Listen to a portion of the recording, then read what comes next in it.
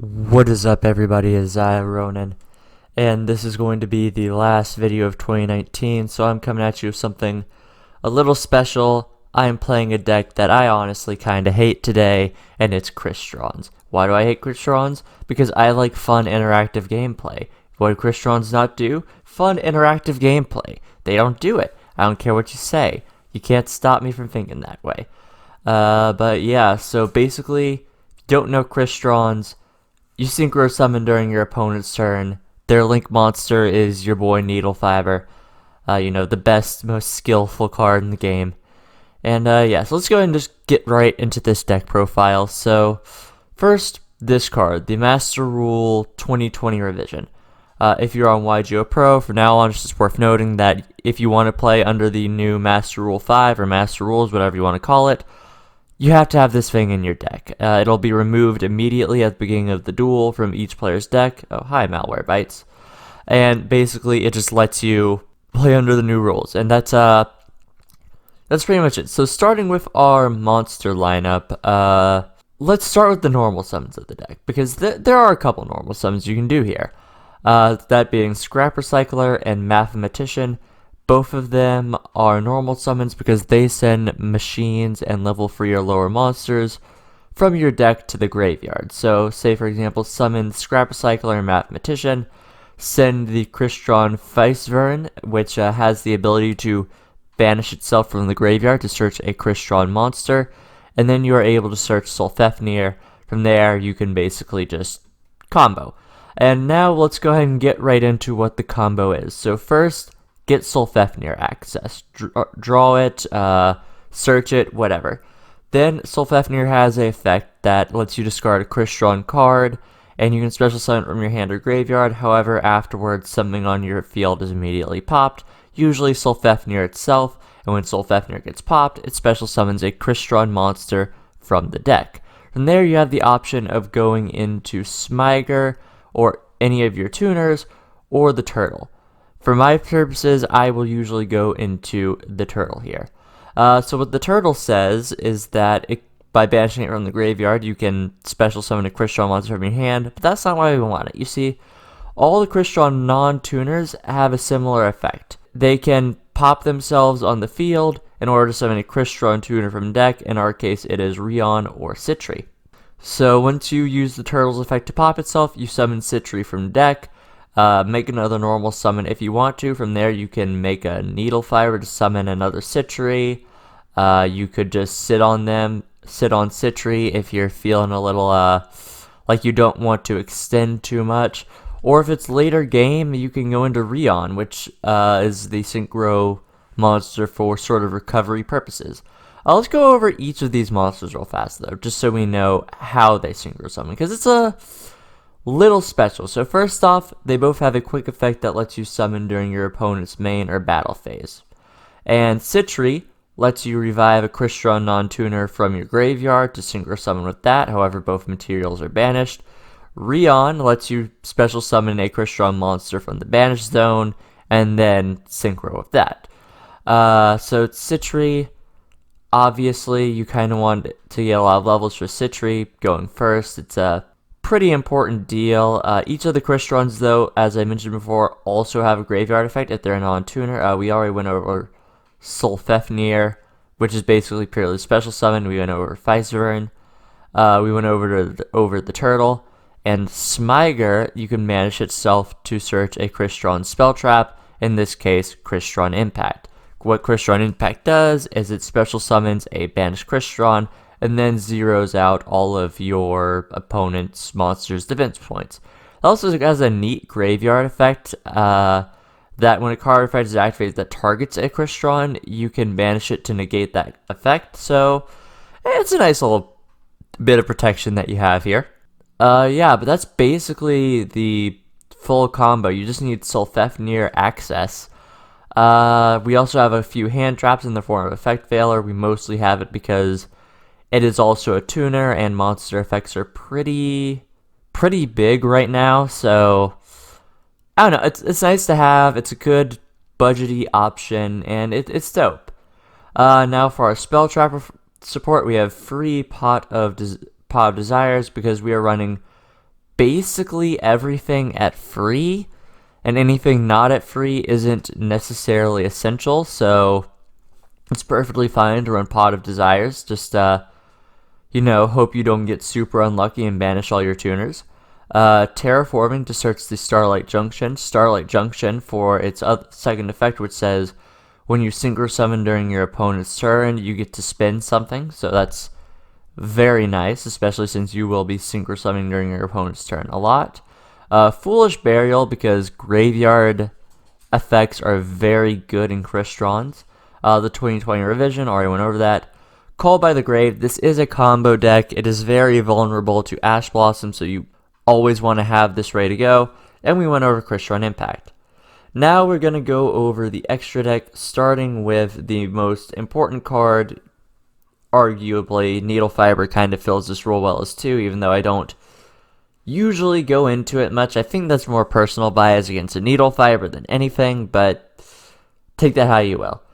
The other most important card is Crystron Quandrax. It requires a tuner and a non-tuner. It's level 4, and it has a quick effect that lets you synchro summon a water machine during... Well, not water machines. Sorry, that's Citria limits you to water machines. All the Crystrons are water machines. Should have mentioned that. But yeah, Quandax, it just, as a quick effect, lets you synchro summon during your opponent's turn. And from here, you basically just sort of can go how you want to with the monsters that you summon. Riser Dragon, obviously really good. Probably one of the best synchro tuners in the game right now. We have Amatrix, which switches all your opponent's monsters to defense mode if they were special summoned. So nice, another level 5 option. As far as another level 5 options, we have Stardust Charge Warrior. Let's just draw a card. We have Black Rose Moonlight Dragon. I tried running the original Black Rose for a little while, but fun fact about it, it's a win effect. So if you summon it and it's not the first part of the chain, then it doesn't nuke the board. Just doesn't do it. Black Rose Moonlight Dragon doesn't have that problem. We have Clearwing Synchro Dragon. It's a level 7 that negates level 5 or higher monsters, seeing as, Master Rule 5, it's likely you're going to run into less Link decks, so it's pretty nice. Scarlet Red Dragon Archfiend, it wipes the board of everything with lower or the same attack points than it and burns your opponent for oodles of damage. I just like the card a lot. It's one of my favorite synchro monsters, so I'm running it. We have Trish, because trishing during your opponent's turn is a pretty sick meme. Nice little disruption if you can pull it off. Of course, it's also a win effect, so that's got to be going first. So yeah, just be careful how you summon Trish. I got a little caught up with it a few times. Now we have some of the Crystron boss monsters, with Crystron's Phoenix and yeah, that's a name.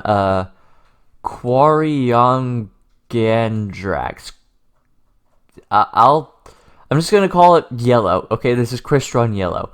Crystron Phoenix, though, requires a tuner synchro and a non-tuner synchro. And when it's synchro summoned, you can manage all spell traps your opponent controls and in their graveyard. And it floats into some monster from your graveyard. Yellow floats into a monster that is banished. And when it's synchro summoned, you can just banish free cards from their graveyard, or usually free cards because of the materials, but it technically does say you can banish cards equal to the number of materials used. It's pretty good. It's definitely more niche, but it's decent. And lastly, we have White Aura Biphomet. When it's summoned, it makes a token of itself, and as long as that token is on the field, the token just revives it. It revives itself. It's a consistent beater. There are certainly better cards. Before I made this video, I saw that Hardleg Joe had come out with a deck, a Crystron deck, and I had not thought about this card that he had run in it. The White Aura Whale. I didn't think about that card, but it works wonders for the deck, so I would suggest you run it if you are going to run this. Lastly, we have the side deck, which is pretty standard. Free Nibiru to stop those mean combo decks. Free Gamecill, because everyone loves a turtle. Free Twin Twister for that 6/6 spell trap removal. Free Storming Mirror Force to out Thunder Dragons, and free Red Reboot in case a hat deck appears, which it has been appearing. My friend played a hat deck against me last night, and I'm angry at him right now for that. But yeah, that's basically the deck. If you're new here, we just go over a few replays. I show you the deck's weaknesses, its strengths, what I thought went well, what I thought could have gone better, just so on and so forth, things like that. But yeah, all that being said, I'll see you guys in the first replay. Alright, on to the first replay with Runic Cross. We are Tab. Runic is a buddy of mine. He's just recently started getting back into the game, so all the replays come courtesy of him in this video. You know, just if you're watching, I want to thank you for helping me out with this. It was huge support. Thank you. But yeah, so he is playing Mermails this time, and he's opened pretty well, going second, as Mermails desired to do. And we've also opened very well going first, so this is also what we desire to do. And from here, we do have several ways we can take this hand, but let's go ahead and get started. Alright, so we will start by summoning Scrap Recycler to send Smiger. We already have Sulfefnir access, so I wanted to go ahead and search the impact. So Sulfefnir, popping the turtle to bring itself out. We pop it to summon the Feisvern from the deck. Feisvern is going to pop itself to summon Citry.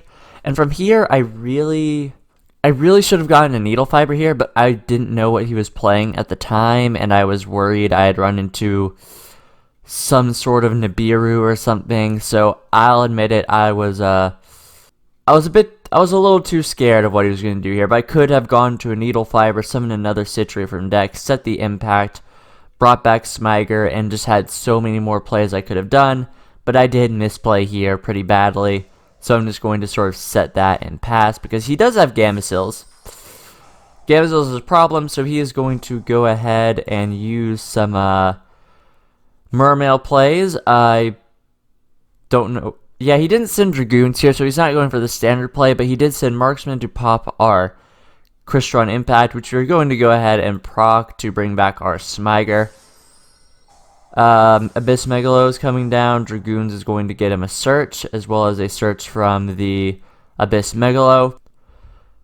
He went ahead and searched the Water Elemental Lord, which basically, once you have exactly 5 water monsters in your graveyard, you can special summon it and make your opponent discard 2. So he's going to meet that number, discard the rest of our hand, equip, and then just sort of go in for some damage. Thankfully, we do have the Feisvern in the graveyard, as well as several other things, so we are in a pretty good spot here, actually. We're going to go ahead and summon our turtle, make a Citry. Smiger is going to search us the impact. The Sulfefnir is going to pop itself. Go ahead and bring out the Ronin, just in case he draws another Gamecill. We'll have options for synchro plays. So, yeah, I feel like that was a pretty good recovery. We have access to level 6 synchros from Ronin, as well as a lot of level synchros from Citry. So, and with the impact, we will be able to bring back something for the Quan deck, so it's pretty good. Yeah, so he's going to draw the Instant Fusion, which he will go ahead and activate. At this point, we are going to activate Citry to go ahead and get our Quan decks. As I said before, the materials do get banished. So he's going to go ahead and summon the Bahamut Shark to make a Toad. I was worried about Toad shenanigans, so we're going to go ahead and Crystron Impact back our Smiger. So we have a little bit more option with Quan decks. So Toad comes down, Rion's going to go ahead and try to Synchro Summon. Toad will negate it, but then we are able to use the Quandax, thankfully. Yeah, this was an older build, and I tried the Black Rose, and you're going to see it not work here. So this is just sort of showing timing matters with this deck. It really does. Like, I made a Black Rose, and I was thinking the board was going to be nuked. However, that did not work out, because as you can see, yeah, win effects. So he's going to go ahead and permanence the Black Rose because he thought it was going to blow up the field too. But yeah, so now he's going to get his Gamecill back, attack, attack, attack. Well, not attack with that, I guess, because oh yeah, he used Bahamut Shark in order to, yeah, you can't, Bahamut Shark can't attack that. So, we draw the Paw of Desires, which would normally be great. Like, normally, this puts us back into the game right away. However, he does have the Abyss Scale of Mizuchi on his field, so that will negate our spell, unfortunately. So, we can't really do anything outside of search impact to use Solfefnir, reset up a Citry, and just kind of pass on that. Not great. So yeah, we're going to go ahead and make a level 5 to go ahead and switch things to defense mode.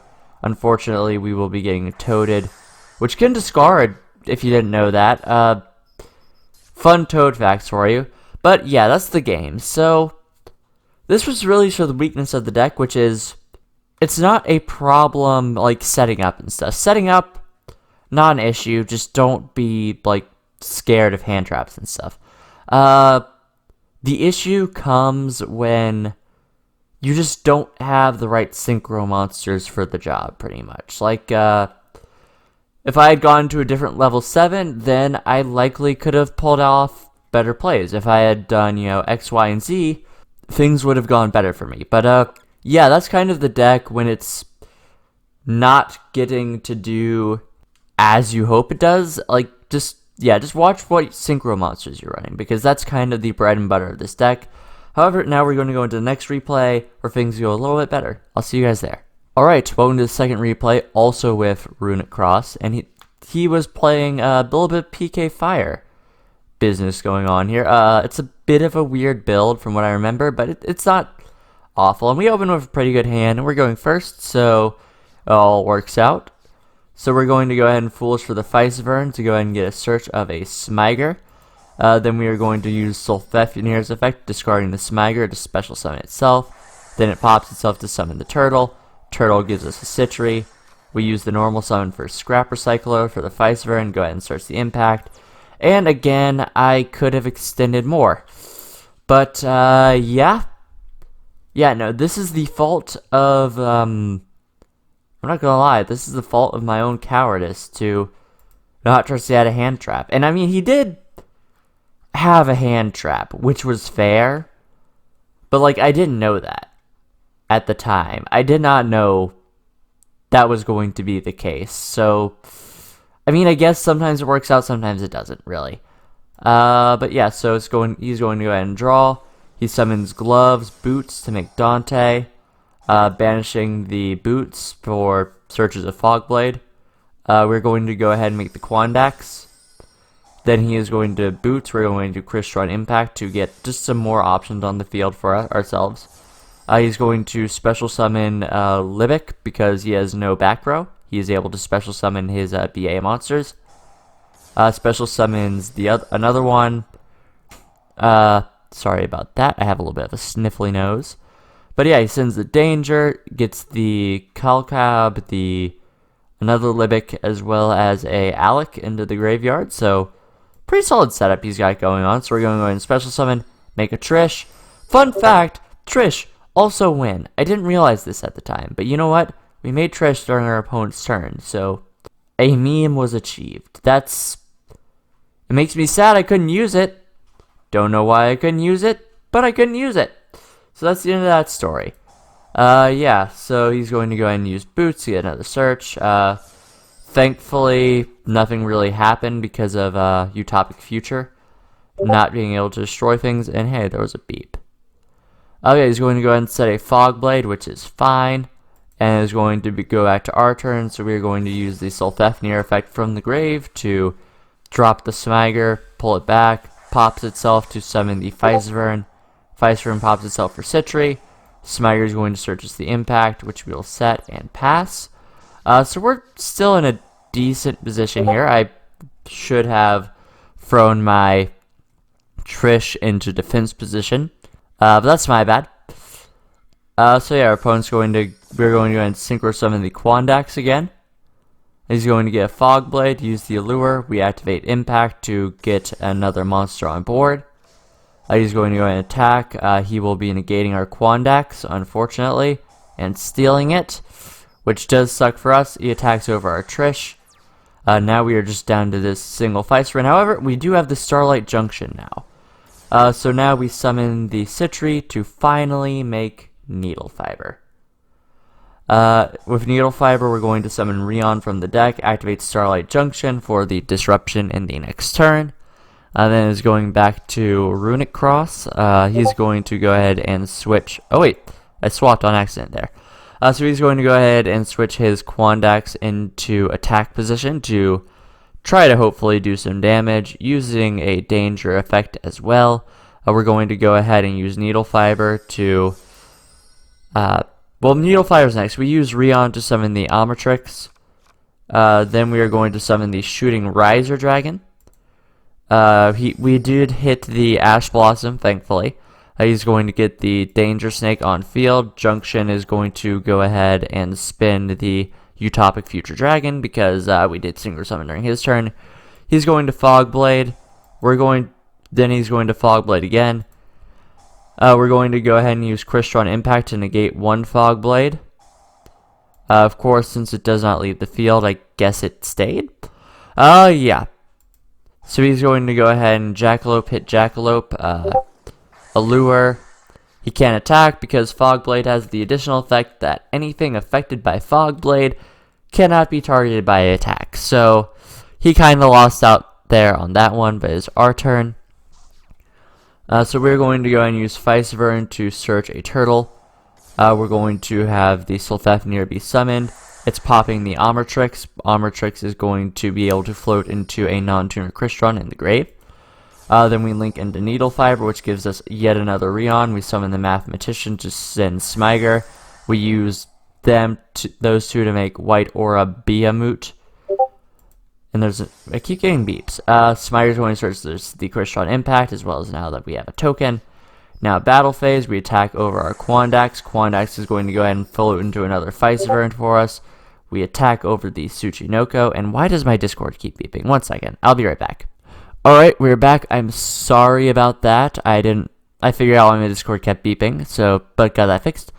Yeah, so now we're going to target the Danger Snake, attack directly, set the impact for a little bit more plays, and we're in a pretty good position here.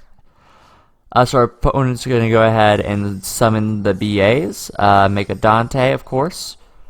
Go ahead and try to do Dante things. We're going to Needle Fiber. Or summon another Shooting Riser Dragon because we Synchro Summon during the opponent's turn. We get to spin a thing, so we're going to be spinning Dante. He is going to be using Barbar to go ahead and burn us for a little bit of damage. Shooting Riser will send a Scrap Recycler to the deck, though, which will reduce its level. So we do get burnt for 900, and at that point, the replay... he just surrendered at that point. But yeah, so basically this is the deck. What it's supposed to do? Just make a bunch of synchros to hopefully disrupt or beat down your opponent. Like I said, with some of them, like Trish or Black Rose, you do have to sort of watch when you summon them. But it's mostly yeah, that's basically the deck. Just synchro summon during your opponent's turn.